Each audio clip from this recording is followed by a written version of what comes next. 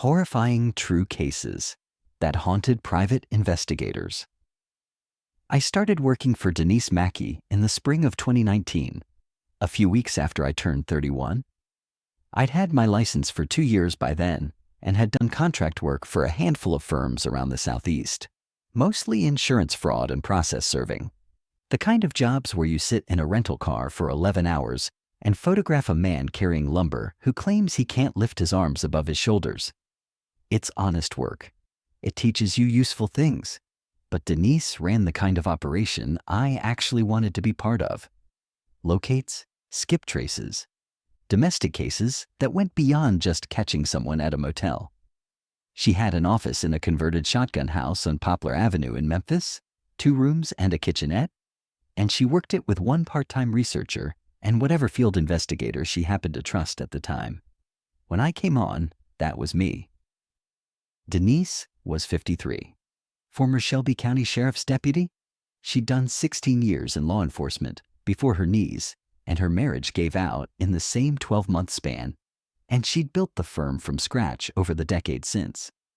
She wasn't the type to talk about herself, which meant that everything I learned about her came from watching her work. The way she prepared case files, the way she spoke to clients. There's a particular kind of calm that certain professionals carry, not relaxed exactly, but settled, the way someone is when they've seen a situation go wrong enough times that they know where the edges are. That was Denise. She moved through her days like a woman who had already accounted for most of what could happen and made her peace with the rest. The case I'm going to talk about came in on a Tuesday in late June. Memphis in late June is its own kind of environment. The humidity doesn't build. It's just there, a constant pressure against your skin from the moment you step outside, and by mid-afternoon, the light has a yellowish, overcooked quality, like the air itself is tired. You learn to do your outdoor work early or late and spend the middle of the day in air conditioning. This matters because of how much time you spend in vehicles. Every PI I know has a complicated relationship with their car. It's your office, your blind, your meals, your boredom, and your bathroom for 10 or 12 hours at a stretch. In summer in Memphis, the car is also trying to kill you.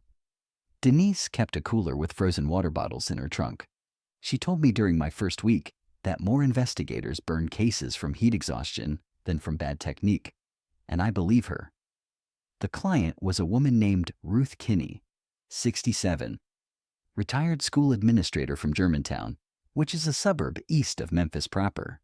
She came into the office in a linen blouse and pressed khaki pants, and sat in the chair across from Denise's desk with the posture of a woman who was used to being in charge of rooms. Her son, Caleb, was 35. He'd moved to Memphis 3 years earlier for a position with a logistics company that operated out of the warehouses near the airport. He'd been responsive, not close exactly, but present. Phone calls every other week. Holiday visits. The baseline communication that lets a parent know their adult child is alive and functional.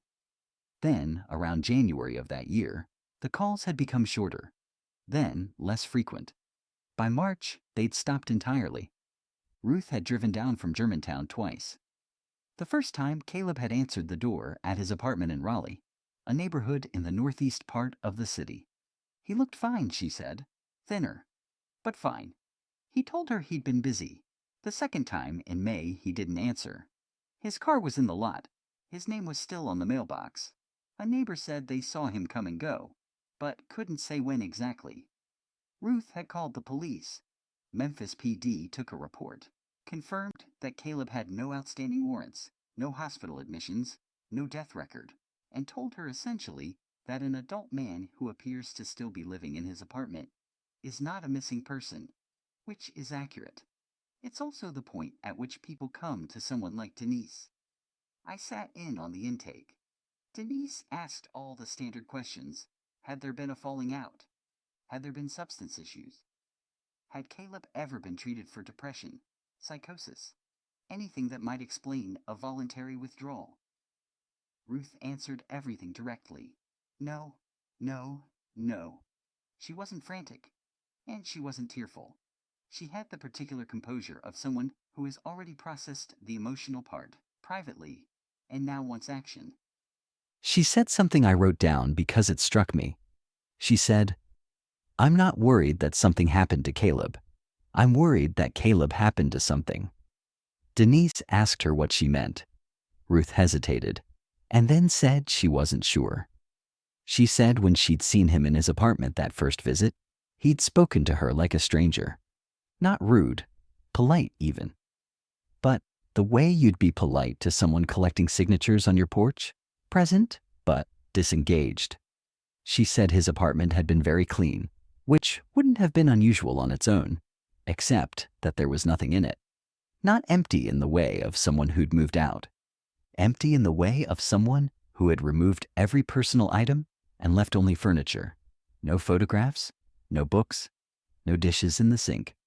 She said she'd opened his refrigerator while he was in the bathroom and found it stocked with identical containers of what looked like a plain grain and vegetable mixture.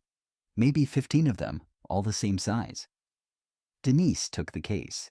Standard locate rate plus expenses. We started the way you start any locate. Background check, social media audit, financial footprint. Caleb's social media had gone dark in February. His last LinkedIn update was from November of the previous year. He still had an active bank account with regular deposits from his employer, but his spending pattern had changed dramatically around January. Before that, normal transactions, groceries, gas, restaurants, a gym membership, Amazon purchases. After January, the transactions narrowed to a single grocery store, a Kroger on Austin P Highway, and cash withdrawals in round amounts, $200 every 2 weeks, from the same ATM. The gym membership had been canceled. The Amazon account showed no orders since December. His phone was still active on a plan his mother co-signed, but the usage data, which Ruth authorized us to access, showed almost no outgoing calls and no text messages since March. The phone pinged consistently from 2 locations, his apartment and an address on Fraser Boulevard, about 4 miles north. That second address was where things began to shift. Denise ran it. The property was a former church, a single-story cinder-block building that had been Faith Tabernacle Ministries until 2014, when the congregation dissolved and the building was sold. Current owner was a holding company registered in Delaware with a name that was just letters and numbers. Property tax was current. No business license on file. No complaints. No violations. No record of it being anything at all since the church closed. "That's a lot of nothing," Denise said when she showed me the file. She meant it as a comment, but also as instruction. In this work, an absence of information is itself information. A building that exists, that someone is paying taxes on, that has no visible purpose, but draws regular visits from a person whose entire life pattern has contracted around it. That tells you something. Not what, but something. We drove out there the next morning. Fraser is a neighborhood that doesn't look like much from the main roads. Strip malls, auto parts stores, churches with hand-painted signs, residential blocks that alternate between maintained homes and boarded-up vacancies. The building was on a stretch of Fraser Boulevard between a tire shop and a lot that had been cleared and fenced. It was exactly what the records described. Cinder block, flat roof, a double door at the front with no signage. The parking area, which had been the church lot, held 4 vehicles. A silver Honda Civic that matched Caleb's registration, a white Ford Transit van with no markings, a blue Nissan Altima, a black pickup. We logged them all, and Denise ran the plates later that afternoon. We sat on the building for 3 days. Denise and I traded shifts because she wanted continuous coverage during daylight hours, and we couldn't do that single-handed without roasting. Here is what we observed. People came and went, not many. Over 3 days, we logged 11 distinct individuals entering or leaving the building, including Caleb. They arrived alone, always in vehicles, usually in the morning between 7 and 8. They left in the evening, between 6 and 7. They wore unremarkable clothing. No uniforms, no insignia, nothing matching. They carried nothing in and nothing out. No one spoke to each other in the parking lot. They walked from their cars to the door, entered, and the door closed behind them. In the evening, the same thing in reverse. There was no visible interaction between any of them at any point. Could be a workplace, I said on the second afternoon. Denise was in the passenger seat, reviewing the plate results on her laptop. She had the air conditioning pointed directly at her face and a bottle of water wedged between her knees. Could be, she said. But they're not producing anything, they're not receiving deliveries, and they're not open to the public. Whatever they're doing in there, it doesn't have an output. She was right. We'd watched the building for a combined 30-something hours by then and hadn't seen a single delivery, a single visitor who wasn't one of the regulars, or a single item moved in or out. The plate results came back unremarkable, all registered to individuals, mostly Memphis addresses. I started running backgrounds on the vehicle owners. This is standard skip trace adjacency work. You find the subject's orbit and you learn the orbit. What I found was that every single person whose plate we'd logged had the same pattern as Caleb. Active employment, active leases, active bank accounts, but dramatically reduced digital footprints. Social media gone dark within a window of months. Spending patterns narrowed. Phone usage minimal. One of them, a woman named Patricia Hollis, 41, had been a high school art teacher in Bartlett until she took an unpaid leave of absence in February. Another, a man named David Okonkwo, 28, had been a dental hygienist with a practice on Summer Avenue until he'd reduced his schedule to 2 days a week. None of them had criminal records. None of them were reported missing. They were all, as far as any system was concerned, functioning adults who had simply become very quiet. I showed Denise the pattern on the evening of our third surveillance day. We were back at the office, which was cooler but still warm because the shotgun house's HVAC was older than I was. She read through the profiles without expression. Then, she closed the folder and leaned back in her chair and said, "I've seen this before. Not exactly this, but this shape." I waited. About 8 years ago, a woman hired me to find her sister. The sister had joined a group, not a church, not officially. They met in a rented house in Whitehaven. By the time I found the sister, she was healthy, employed, and completely unreachable. She looked at me like I was speaking a language she used to know. Denise tapped the edge of the folder. The family ended up hiring a cult intervention specialist out of Nashville. It didn't take. The sister never came back. She looked at me. What I learned from that case is that there's a difference between someone who's been taken and someone who's chosen. If Caleb's in trouble, we find it and we report it. If Caleb's made a choice, we document it and we tell Ruth. That's where our job ends. You understand the distinction? I said I did, and I meant it. That's not the part where I made my mistake. On the fourth day, I changed the approach. Instead of sitting on the Fraser building, I went to Caleb's apartment complex in Raleigh. It was a sprawling 2-story complex called Ridgewood Gardens, the kind of place that had probably been pleasant in the 1980s and now existed in a state of functional decline. Caleb's unit was on the second floor facing the parking lot. His Civic was gone, which meant he was already at the Fraser building. I found a spot with a decent sightline and waited for him to come home. He returned at 6:47 p.m. He parked in his assigned spot, got out, and walked to his unit. I noted what Denise calls the externals: his gait, his clothing, his physical condition. He was thinner than his driver's license photo, which was 2 years old. Not gaunt, just reduced. The way someone looks when they've stopped eating for pleasure and started eating for maintenance. His clothing was clean, plain, muted colors. He carried nothing. He moved with an economy that caught my attention, each step purposeful but unhurried, no wasted motion. The way people move when they're not thinking about where they are because they've made the route so many times, it's become autonomic. He went inside. A light came on, then it went off, maybe 20 minutes later. I stayed until 10. Nothing else happened. The next evening, I did the same thing. Same pattern. Arrival, light, darkness, silence. On the third evening, I decided to try contact.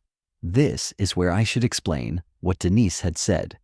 She'd said that same morning that she wanted to try a different approach. She wanted to bring what we had to Ruth and let Ruth decide whether to authorize direct approach or whether the documentation alone was enough. She said, "You let the client decide when we cross from watching to talking. Always. Because once you talk to someone, you've changed the situation and you can't undo that." I agreed with her reasoning. But that evening, sitting in my car in the Ridgewood Gardens lot, watching Caleb's light go off at its usual time, I made a different calculation. We'd been on this case for a week. We had patterns. We had the Fraser address. We had a client who was paying daily rates and getting documentation, but not answers. And I thought, not wrongly, that a brief casual interaction with Caleb could tell us more in 3 minutes than another week of surveillance. I wasn't being reckless. I was being efficient. Denise would have told me those are sometimes the same thing. The next morning, I was in the parking lot when Caleb came out. I timed it so I was walking from my car toward the stairwell as he was coming down. A natural crossing. I made eye contact and gave a half nod, the kind of acknowledgement that's expected between residents. He nodded back. I said, "Hey, is the office still doing that thing where they take 2 weeks to fix the AC?" It was a nothing question, a pretext. Everybody in a Memphis apartment complex in summer has a complaint about the maintenance. Caleb stopped. He looked at me. Not suspicious, not hostile. But the quality of his attention was different from what I expected.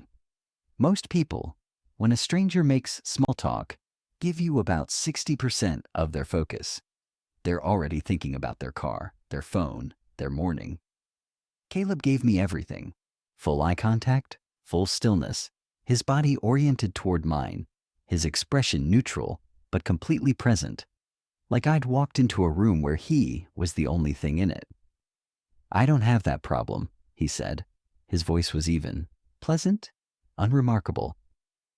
"But you could try asking at the front desk." "Yeah, probably should," I said. I smiled. He didn't. Not in an unfriendly way, just in the way of someone for whom smiling at a stranger simply isn't part of the repertoire anymore. He got in his car and drove to Fraser. I followed at distance and confirmed the destination. Then I drove to the office and told Denise what I'd done. She didn't raise her voice. Denise never raised her voice. She sat very still for a moment and then said, "Did he see your car?" Briefly. "Did you drive the same vehicle to the Fraser building?" I had. She nodded. Not in approval, in calculation. All right, we moved to the client. Today. We met Ruth that afternoon at her house in Germantown. It was a well-kept colonial on a cul-de-sac with crepe myrtles along the drive. Inside, it was immaculate. The kind of home that is maintained with deliberate daily attention. Photographs everywhere. Caleb's school pictures arranged in chronological order on a hallway wall. A visual timeline from kindergarten to college graduation. His face in each one was open, unremarkable. The ordinary progression of a boy becoming a man with no particular crisis visible in any frame. We laid out what we had. The Fraser building, the attendance pattern, the cluster of people, all of whom had undergone the same contraction. The digital silence. Denise presented it the way she always presented findings. Precisely, without interpretation, letting the facts do the work. She told Ruth that Caleb appeared to be physically healthy and voluntarily participating in whatever was happening at that address. She told her about the holding company. She told her that we had no evidence of coercion, no evidence of criminal activity, and no evidence that Caleb was in danger. She told her that what we had was a pattern of withdrawal that was consistent with either a high control group or a voluntary lifestyle change, and that the two can look identical from the outside. Ruth listened to all of it without interrupting. Then she asked, "What's in the building?" Denise said we didn't know. "Can you find out?" Denise explained the limitations. We couldn't enter the building legally. We could try to make contact with other members of the group, but given what had happened with my approach to Caleb, we had to assume that any direct contact might cause the group to become guarded or relocate. She said, "Our recommendation at this point is to document what we've gathered, provide you with the report, and let you decide whether to pursue this through other channels.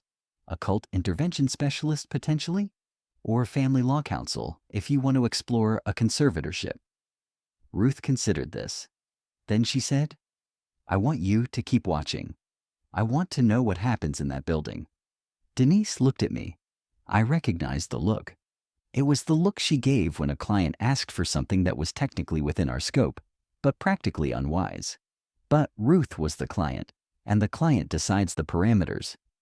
We went back to the Fraser building, and this is where I need to describe what changed. The first morning after my contact with Caleb, the routine at the building was identical. Same arrival times, same departures, same silence. I was parked 2 blocks east on a cross street with a long sight line, using a telephoto lens for documentation. At 7:22 a.m., a woman I'd logged as Patricia Hollis parked her blue Altima and walked toward the door. She stopped. She stood in the lot, facing my direction, for approximately 15 seconds. She wasn't shielding her eyes from the sun. She wasn't looking at her phone. She was standing still, facing the street, with the same quality of full attention I'd gotten from Caleb in the parking lot. Then she turned and went inside. I told Denise. She said, "Could be coincidence. Could be they're aware." We adjusted. I pulled back another block. I switched to a different vehicle, a rental, something nondescript. Denise took the morning shift the next day. At 7:15, she texted me a photograph. It showed the front of the building. 4 people were standing in the parking lot, evenly spaced, all facing the street. Not toward Denise's vehicle specifically, just toward the street. Standing still. The photograph is unremarkable if you don't know the context. 4 adults in a parking lot. But none of them were looking at each other. None of them were talking. They were standing the way people stand when they're waiting for something they know is coming, patient and oriented, like passengers on a platform who've already heard the announcement. Denise pulled off. We met at the office. She showed me the photo on her laptop and said, "They know we're there. Your approach to Caleb told them someone was watching, and now they're acknowledging it." "That's a weird way to acknowledge it," I said. "It's a controlled way," Denise said. "They're not confronting us. They're not fleeing. They're showing us they see us, which means they want us to know they see us." She paused. "Which means they want us to make a decision." I asked her what decision. Whether to keep watching, because standing there like that, all at once, coordinated, that's not defensive behavior. That's not what a group does when it's afraid of exposure. That's an invitation. I didn't argue with her, but I didn't fully understand what she meant. Not then. We reported to Ruth. We told her about the change in behavior. We recommended suspending surveillance. Ruth refused. She said she wanted to understand what was happening to her son, and she couldn't understand it from a report. She asked Denise if she would be willing to go to the building and knock on the door. Denise said no. She said it firmly and without elaboration, which was unusual for her. She usually explained her reasoning to clients. Ruth looked at me. I said nothing. Ruth said, "Then I'll go myself." That changed the room. Denise leaned forward and said, "Mrs. Kinney, I strongly recommend against that. If this is a high-control group, direct confrontation from a family member can trigger an escalation. Isolation can deepen. People relocate. You could lose track of Caleb entirely." "I've already lost track of Caleb," Ruth said. "That's why I hired you." There wasn't a good answer to that. Denise asked her to wait 48 hours. Let us do one more thing. Let us get a better understanding of what the building was being used for. Not from the inside, but from context. We'd talk to neighboring businesses. We'd pull utility records. We'd see if anyone in the area had information. Ruth agreed, reluctantly. The next day, I went to the tire shop adjacent to the building. The owner was a man named Gerald Pace, mid-50s, who'd been operating from that location for 11 years. I told him I was an investigator working a civil case, which was true enough, and asked whether he knew anything about the property next door. Gerald wiped his hands on a rag and looked past me toward the cinder block building. They're quiet, he said. They come in the morning, they leave in the evening. Don't make noise. Don't bother nobody. I asked if he'd ever spoken to any of them. One time, woman came over asking if she could use my restroom. Real polite. I let her. She came out, thanked me, went back over there. Nothing to it. He paused. I'll tell you the one thing that's odd. I waited. The first time I noticed them was maybe February, March. Before that, the building was just sitting there, nobody coming or going. Then one day, there's a car in the lot. Then two. Then every day they're there. And the thing is, I never saw anybody set up. Nobody brought furniture, nobody brought equipment. There wasn't a move-in. One day the building was empty, and the next day, people were going in like they'd always been going in. Like I just hadn't noticed before. He said it plainly. Not spooked, just puzzled by a minor neighborhood anomaly. The way you'd mentioned that a streetlight had been out for a while, and then, one morning, it was just on. I pulled utility records that afternoon. The electrical usage at the Fraser building had increased significantly starting in January. Before that, a minimal baseline, the kind of draw that comes from a building being technically on but unused. After January, the usage quadrupled. Water usage also increased, though less dramatically. Gas remained baseline. The building had power and water being consumed at a rate consistent with daily occupancy by a small group of people. That tracked with what we were seeing. But the interesting thing was the electrical consumption. It was high. Not industrial high, but significantly more than you'd expect for a building of that size being used during business hours by 11 people. Denise looked at the numbers and said, "They're running something in there? Equipment of some kind." I ran a noise complaint search for the address. Nothing. No noise complaints, no police calls, no fire inspections, no zoning inquiries. Nothing. A building consuming that much electricity in a neighborhood where the houses are close enough to hear a lawnmower should have generated something. Unless whatever was running in there was silent, or unless no one thought to question it. We reported to Ruth. We told her about the utility data, the neighbor's account, the absence of any visible setup. Ruth listened. Then, she said she was going to drive to the building the next morning and knock on the door and ask to speak with her son. Denise said, "I can't stop you from doing that, but I want you to understand that once you do, our investigation is effectively over. Your presence there will change whatever dynamic exists. We won't be able to gather anything further." "I understand," Ruth said. "I'm his mother. I need to see him." I offered to go with her. Denise looked at me, and I could see her weighing it. Finally, she said, "Both of you go. I want documentation, video if possible, and you do not go inside that building." The next morning was a Thursday, mid-July by then. The heat had been building for days, and the forecast was for 103. We drove separately. I was there first, parked on the cross street at my usual distance. Ruth arrived at 7:05 in a silver Lexus. She parked in the lot. At 7:11, Caleb's Civic pulled in. He parked in his usual spot, got out, and saw her. I had the telephoto trained on them. Through the lens, I could see Ruth standing beside her car. She didn't move toward him. She just stood there, waiting for him to come to her. Caleb stopped. He looked at his mother. The expression on his face was the thing I keep coming back to. I've described it to Denise. I described it in my report, and I've turned it over in my mind many times since. It wasn't surprise. It wasn't anger or annoyance or guilt. It was recognition, but not the kind of recognition you'd show your mother. It was the kind of recognition you'd show someone whose arrival confirms something you already knew. The way you'd look at a letter you'd been expecting. He walked to her.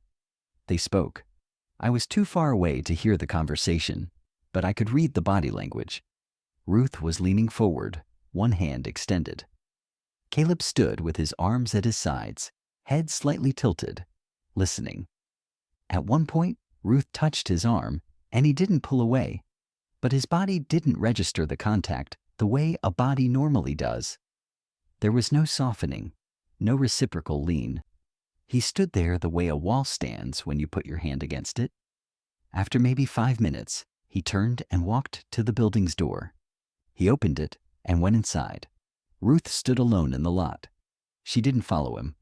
I watched her stand there for nearly 2 minutes, perfectly still in the heat, and then she got in her car and drove away. I followed her at distance. She drove to a gas station on Thomas Street and parked and didn't get out. I pulled into the lot and walked to her window. She lowered it. Her face was dry. She hadn't been crying. Her expression was controlled, but there was something underneath it that I recognized from my years of watching people through lenses, a kind of compression, as though everything she was feeling had been packed into a space too small to hold it, and the edges were starting to show. He said he's fine, she told me. He said he's doing important work. He said he's happy. He said he loves me, and that I shouldn't worry. She looked at me. He said all of that in the same tone of voice, every sentence exactly the same, like he was reading from a card. I asked her what she wanted to do. He said one other thing. She gripped the steering wheel. He said, "You can come in if you want. You'd understand once you saw." And when he said that, his voice changed. Just for that sentence.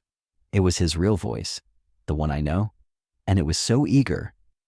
She let go of the wheel. I didn't go in, but I wanted to. When he said it in that voice, I wanted to walk through that door more than I've wanted anything in a long time. And that's what scared me. She asked me to drive her home. She said she didn't trust herself to drive. I followed her to Germantown, making sure she got there. That afternoon, Denise and I sat in the office, and Ruth called us. Her voice was steady again. She said she wanted to close the case. She said she'd spoken with a family counselor and was going to pursue intervention through proper channels. She said, "I know where he is. That's what I hired you for. Thank you." And she hung up. Denise closed the file. She made the final entries. I sat in the other chair and looked at the wall where she kept her filing cabinet, and I said, "What do you think is in the building?" She didn't answer for a while. Then she said, "A few years ago I worked a case. Woman's husband was going to a house in Whitehaven. Different house from the one I told you about with the sister. Different group? Same shape? The husband was fine. Employed? Healthy? Polite? Completely unreachable. I asked one of the neighbors what went on in that house, and you know what she said? She said, 'They sit.' I said, 'They sit and do what?' She said, 'No, they just sit.'" Denise looked at me. "I don't know what's in the building, but I know what it does. It makes people want to stay. And that's the part that's not our job." I thought about that for a long time. I thought about Ruth in the gas station parking lot, gripping her steering wheel, telling me that her son's voice had changed for just one sentence, and that it had made her want to walk into a building she knew nothing about. I thought about the 4 people standing in the parking lot, still and evenly spaced, facing the street like a display. I thought about Gerald Pace saying there was no move-in. I thought about the electrical usage. I thought about the way Caleb had looked at his mother like a letter he'd been expecting. 2 weeks later, I drove past the freezer building on my way to another case. The parking lot was full. Not 4 cars, 14, maybe more. They filled the lot and spilled onto the shoulder of the road. All unremarkable vehicles. All empty. The building looked exactly the same. The door was closed. Nothing moved. I kept driving. 3 months after that, in October, I ran Caleb Kinney's name through the system on a slow afternoon just to see. His bank account was still active. His apartment lease had been renewed. His phone plan was still open. He was, by every measurable standard, a person who existed. I searched for Ruth Kinney out of a different instinct, one I couldn't quite name. Her records were the same: active, current, present. But when I looked at her recent credit card activity, the pattern had changed. The familiar Germantown transactions, Whole Foods, a hair salon, a bookstore she seemed to frequent, had narrowed. Her spending since August was limited to a single grocery store and cash withdrawals in round amounts. $200 every 2 weeks from the same ATM. I sat with that for about 10 minutes. Then I pulled up the ATM location. It was on Austin P Highway, the same one Caleb used. I closed the laptop. I sat in the quiet of the office in the shotgun house on Poplar Avenue and listened to the HVAC labor against the last heat of the season. Denise was out on a case in Collierville. I was alone, which was rare, and which I normally didn't mind. But I kept thinking about what Ruth had said in the gas station, that when Caleb spoke in his real voice and asked her to come inside, she had wanted to, and that wanting was the thing that scared her. What I didn't tell Denise, and what I'm telling you now, is that when I made contact with Caleb in the parking lot of Ridgewood Gardens, when he turned to me and gave me that full, complete, total attention, something happened that I have been trying to describe to myself ever since. It wasn't threatening. It wasn't supernatural. It was just the experience of being looked at by someone who had nothing else going on. No agenda, no distraction, no internal monologue competing for bandwidth. He looked at me the way a person might look at you if looking at you was the only thing they'd ever wanted to do. And for the duration of that look, maybe 4 seconds, I felt a stillness that I have not felt before or since. A pause in the part of my mind that is always planning, always evaluating, always running the next 3 moves. It stopped. Everything stopped. And it was good. I don't drive down Fraser Boulevard anymore. I take Thomas to get north. It adds 7 minutes. Denise hasn't asked me why. I think she knows. I think she's been taking Thomas for years. The case is closed. Ruth hasn't called. Caleb's phone still pings from 2 locations, though I've stopped checking. The building is still there. The holding company still pays its taxes. The electricity still runs. And I still have mornings, not every morning, but enough of them when I sit in my car before a surveillance job and wait for my mind to start its usual calculations and find that it's quiet, just for a beat. Just for a moment longer than it should be. And in that moment, the only thing I want is to stop working, stop driving, stop thinking, and go somewhere where someone will look at me like that again. I start the car instead. Every time, I start the car. But the margin is getting thinner, and I don't know what that means, and I don't know who to tell. Denise said our job ends at the documentation. She's right. The report is filed. The client is satisfied. The case is closed. Everything that follows is personal, and personal is not billable, and what is not billable is not our concern. I just wish she'd told me that before I knocked on the door of a man who had nothing left in him but the ability to pay attention. Because it turns out, that's enough. It turns out, that's the thing nobody knows they're missing until somebody shows it to them. And it turns out that knowing this doesn't protect you from it at all. I work other cases now. I sit in cars. I photograph people carrying lumber. I eat gas station sandwiches and keep frozen water bottles in my trunk and listen to the radio and wait for subjects to emerge from buildings where they do things that make sense. And I'm fine. I want to be clear about that. I'm fine. But I check the ATM records sometimes. Not Caleb's, not Ruth's, Other people's. People from cases that have nothing to do with this. And more often than I can explain, more often than probability should allow, I find the same pattern, the narrowing, the round withdrawals, the single grocery store, the quiet. And every time I find it, the list of people who are still themselves gets a little shorter, and the list of people who are something else gets a little longer. And I close the laptop, and I go home, and I sit in my house, and I try very hard to want the things I'm supposed to want. It's getting harder. That's the whole story. That's the case. File closed, July 2019. Investigator's note: no further action recommended. I stand by that recommendation. I just don't trust the person making it.